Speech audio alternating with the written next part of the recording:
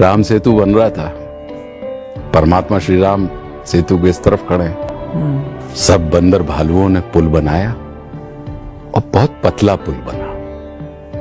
अब पतला पुल बना, उनको लगा कि इतनी बड़ी सेना इस पतले पुल से कैसे पार जाएगी और जा पाएंगे कि नहीं जा पाएंगे, कहीं ऐसा ना हो कि टूट जाए। तो मर्यादा पुरुषोत्तम श्री राम, उन्होंने कहा कि सबसे पहले मैं चलूंगा।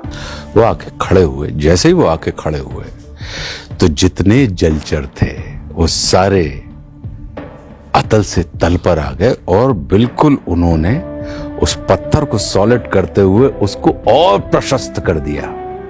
और देखते देखते सारे जलचर और सारी लोगों ने देखा कि यार कहीं ऐसा ना हो कि ये अभी तो ऊपर आए हैं, पैर रखें और हम डूब जाएं। लेकिन परमात्मा श्री राम चलते चले गए और पूरी सेना उस चौड़े पुल से पार हो गई। तो उस पार जाके जामवंत जी ने उनसे कहा कि प्रभु, जब सब कुछ आपको ही करना था तो हम लोगों से ये पत्थर बत्थर ढुलवाने की क्या जरूरत थी। आपके खड़े होते साथ ही देखिए इतना चौड़ा पुल हो गया, सब आपकी ही कृपा थी। तो बोले कि ये कृपा भी तब जुड़ती है जब पुरुषार्थ तुम्हारा था। तो तुम्हारा पुरुषार्थ अगर नहीं होता तो इतने से पुरुषार्थ के साथ इतनी बड़ी कृपा जब जुड़ती है वो तभी जुड़ेगी। कृपा दिखाई नहीं देती, पुरुषार्थ दिखाई देता है, क्योंकि वो ससीम होता है।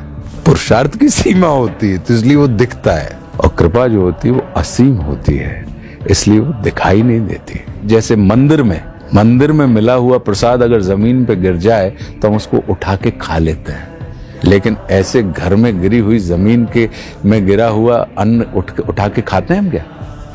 तो ये प्रसाद है। तो ये किससे मिला है? कृपा से मिला है। कृपा मतलब कर और पा। कौन?